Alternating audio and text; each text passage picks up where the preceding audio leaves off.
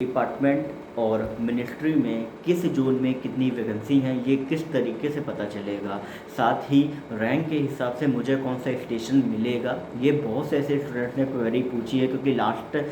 Time मैंने station preference का video बनाया था कि किस तरीके से आपको स्टेशन प्रेफरेंस कहाँ कहाँ पे किन किन डिपार्टमेंट में मांगते हैं। तो इस क्वेरी ये जो क्वेरी आई है उसको मैं आज इस वीडियो में पूरा कवर करूँगा। ध्यान से आप सभी स्टूडेंट जो एसएससी स्टेनो या एसएससी सीजीएल, एसएससी सीएचएसएल या एसएससी एमटीएस के थ्रू अलग अलग डिपार्टमेंट में सेलेक्ट होते हैं, तो आप सभी ध्यान से इस पूरा वीडियो को देखिएगा क्योंकि आपके लिए वीडियो इंपॉर्टेंट होने वाला है। और जो भी स्टूडेंट जो जब भी इस वीडियो को देख रहे हैं, चाहे वो 2022 का हो, 23 का हो, आपके लिए ये बहुत ज़्यादा इंपॉर्टेंट रहता है जानना कि भाई आपको कौन सा सिटी या कौन सा स्टेशन आपको मिलेगा। तो यहाँ पे क्या होता है कि जब आपका फाइनली जोन एलोकेशन होता है, आपका ज्वाइनिंग वगैरह का प्रोसीजर के लिए आपको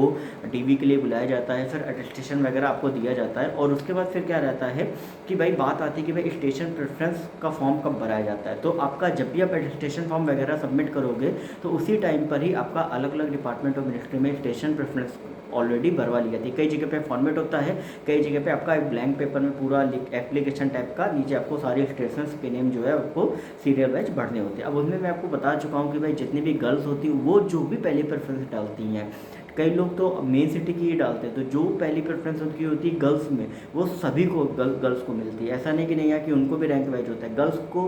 सबसे पहले उनकी प्रेफरेंस दी जाती है। उसके बाद बात आती है बॉयज़ की। तो बॉयज़ में आपकी जिस स्टेशन में पर्टिकुलर वैकेंसी होती है, अब यहाँ पर मैं आपको बता दूँ कि ऐसा कुछ भी डिसाइड नहीं रहता है कि भाई इस जोन में इतनी वैकेंसी है, इस जोन में इतनी वैकेंसी खाली है, ऐसा नहीं रहता है।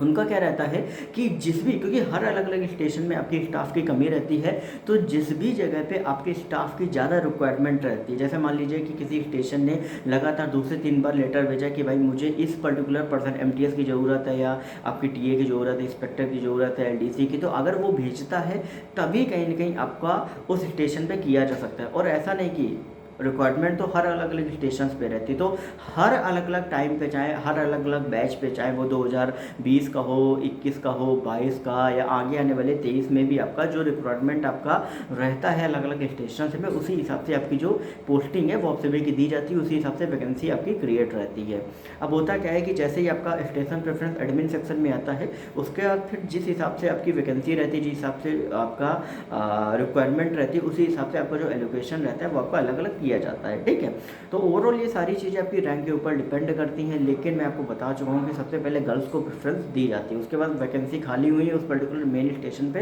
तभी आपको दी जाएगी। अब यहाँ पे एक और डाउट आप सभी का होता है कि भाई अगर मुझे कोई दूसरा स्टेशन मिल गया तो मैं अपने उस स्टेशन पे किस तरीके से जाऊँ जहाँ से मेरा घर पास में हो। ठीक है, बहुत से स्टूडेंट का रहता है कि भाई वहाँ से ट्रेन नहीं, फ्लाइट नहीं, कई सारी चीज़ें रहती है। तो आपको सिर्फ क्या करना है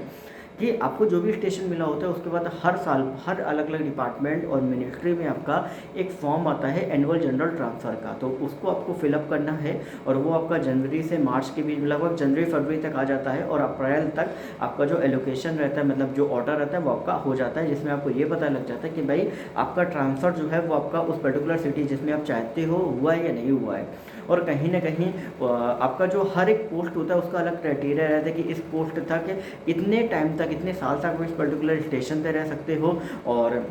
उसके पहले भी अगर आप रिक्वेस्ट करना चाहते हो तो आप यस कर सकते हो, लेकिन अगर आपका वो टेन्योर पूरा हो गया तो अगर आप उसके बाद नो भी करोगे तो भी कहीं ना कहीं आपका ट्रांसफ़र किया जाएगा, क्योंकि हर एक पोस्ट का एक क्राइटेरिया रहता है कि भाई इतने साल तक तुम इस स्टेशन पे रह सकते हो। उसके बाद फिर क्या होता है कि 1-2 साल आपको बाहर भेजा जाएगा, फिर आप दोबारा से रिक्वेस्ट करोगे तो वापस इस स्टेशन पर आ सकते हो। तो इस तरीके से कुछ प्रोसीजर रहता है आपका ट्रांसफ़र्स का और आपका स्टेशन एलोकेशन का। तो अगर आपको ये जानकारी, ये वीडियो अच्छा लगा तो प्लीज़ इस वीडियो को लाइक जरूर करें, चैनल को सब्सक्राइब करें, बेल नोटिफिकेशन को ऑन पे ऑल पे कर लें, क्योंकि सारी जो भी इंपॉर्टेंट अपडेट्स होती है वो यहाँ पर मैं आपको बताता हूँ। बाकी कोई भी क्वेरी हो तो इंस्टाग्राम पर सरकारी नौकरी वाले बाबा टाइप करके आप मेरे से डायरेक्टली पूछ सकते हैं। बाकी टेलीग्राम ग्रुप को ज्वाइन कर लेना, डिस्क्रिप्शन में लिंक है, क्योंकि वहाँ पर भी मैं आपको इंपॉर्टेंट अपडेट्स जो आपके application status, previous year paper, admit card, result से रिलेटेड चीज़ें बहुत सी ऐसी हैं जो मैं आपकी डालता रहता हूँ और बहुत से स्टूडेंट भी जुड़े हुए हैं, जिससे कहीं ना कहीं आपको गाइडेंस मिलता है। जो कहीं ना कहीं आप क्वेरी आपके मन में रहती है वो चाहो तो उनसे भी पूछ सकते हो। ओके।